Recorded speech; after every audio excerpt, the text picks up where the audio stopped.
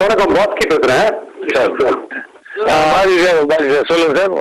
Maniyan sir, இப்ப நான் camera முன்னாடி இங்க இருக்கேன் இந்தியா கேட்ஸ்ல. ஒரு 2-3 கேள்வி தான். அப்ப நான் ரொம்ப ட்ரபிள் பண்ண மாட்டேன் உங்களை. ஒன்றும் பிரச்சனை இல்லை சார். ஓகே, முதல் கேள்வி. இன்னைக்கு வந்து எல்லாருமே யூத், ரொமான்ஸ், ஃபைட்டு, சரக்கு, குவார்டர், கட்டிங் அப்படி இப்படின்னு போயின்னு இருக்காங்க. அப்படி இருக்கும்போது கம்ப்ளீட் அரசியல் பேக்ட்ராப்பை வச்சு ரொம்ப ரிஃப்ரெஷிங்கா கிட்டத்தட்ட 1994ல நீங்க கொடுத்த அமைதி படைக்கு ஈக்குவலா ஒரு சூப்பர் படம் ஒண்ணு கொடுத்துருக்கீங்களே, எப்படி இந்த தைரியம் வந்தது சார்? முதல்ல அந்த படம் போலவே இதுவும் சிறப்பா இருக்குதுன்னு நீங்க சொல்றதுக்கு என்னுடைய நன்றிகளை நான் பதிவு செய்யறேன். ஓகே. எனக்கு ஒரு பயம் இருந்தது, 2ஆம் பாகங்கிற போது ஏதாவது அந்த எதிர்பார்ப்புகள் குறைஞ்சிருமோன்னு இருந்தேன். Okay okay.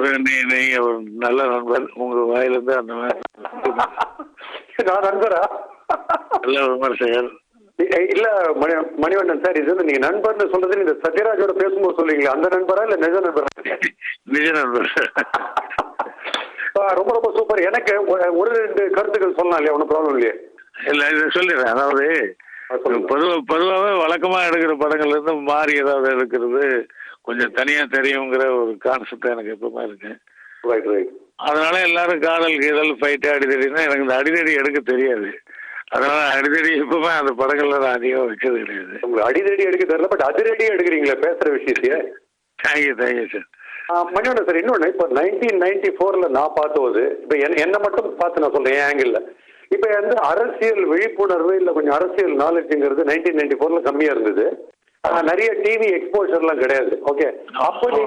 அப்ப நீங்க ஸ்கிரீன்ல காமிச்ச அரசியல் விஷயங்கள் வந்து இல்ல பயங்கர புதுமையா அப்படியே புருவத்தெல்லாம் உயர்த்துற மாதிரி இருந்தது. இப்போ டிவியில தடிக்க விழுந்தா அரசியல்ல நடக்கிற விஷயங்களை காமிச்சுனே இருக்கிறதுனால இன்னைக்கு நீங்க இன்னும் கொஞ்சம் அதிக சிரமப்பட்டிருக்கணும்ல இது அரசியல் சஸ்பென்ஸ் எல்லாம் காட்டுறதுக்கு? இது ஒன்றும் சிரமம் ஒன்றும் இல்லையா சார்? அப்படியா?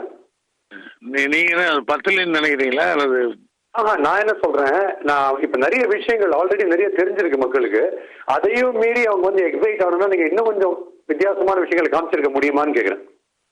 காட்டிருக்கலாம் சார், ஒன்றும் தப்பு இல்லை. நம்ம இந்த கதைக்கு அவர் என்னதான் இருந்தாலும் ஒரு மாநிலத்தினுடைய அமைச்சர் தானே, அதுக்குள்ள இந்த விஷயத்த சொல்லிக்கலான்ட்டு நான் அந்த சுற்றுச்சூழல் பாதுகாப்பு மட்டும் கான்செப்டா எடுத்துக்கிட்டேன். எல்லாத்தையும் எடுத்துட்டோம்னா மாட்டிக்கொண்டு. ஆமா ஆமா. இன்னும் ஒரே ஒரு கேள்வி தான் மணிவண்ணன் சார். இப்போ சத்யராஜுடைய டெபுட்டி சிஎம் ரோலை வந்து ரொம்ப பவர்ஃபுல்லா பிரமாதமா காமிச்சிருக்கீங்க.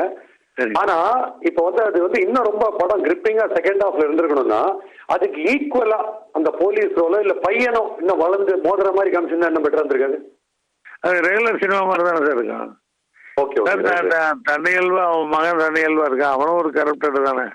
Okay right right. அவனும் யோக்கியம் இல்லையா? அவனும் இப்ப அந்த மெயின் சத்யராஜ் கேரக்டருக்கு ஒரு எதிர்ப்பே இல்லாம போயிடுதுல படம் போற பெருசா பெரிய லெவல்ல. அது மக்கள் தான் எதிர்ப்பு சார். அந்த கடைசியில் அந்த அமைதியா இருந்த மக்கள் வந்து வில்லாம எடுத்துட்டு வந்து போறாங்க. சூப்பர். உங்களுடைய அந்த வசனம் எழுதிருக்கீங்களா திங்க் பண்ணி பிரமாதமா இருக்கு. இன்னைக்கு இருக்கிற நடைமுறை அரசியலுக்கு இது வந்து இன்னும் எத்தனை நாளைக்கு இது வேலிடா இருக்கும், செல்லுபடி ஆகும் இந்த வசனங்கள்லாம்? சொல்ல முடியாது, மாற்று வசனம் வர வரைக்கும் இருக்கும் நினைக்கிறேன். சூப்பர். ரொம்ப ரொம்ப தேங்க்ஸ் அண்ட் ரொம்ப என்ஜாய் பண்ணேன். எஸ்பெஷலி ஃபர்ஸ்ட் ஹாஃப் நான் ரொம்ப சூப்பரா என்ஜாய் பண்ணேன். Thank you so much sir. Thank you thank you. Right sir.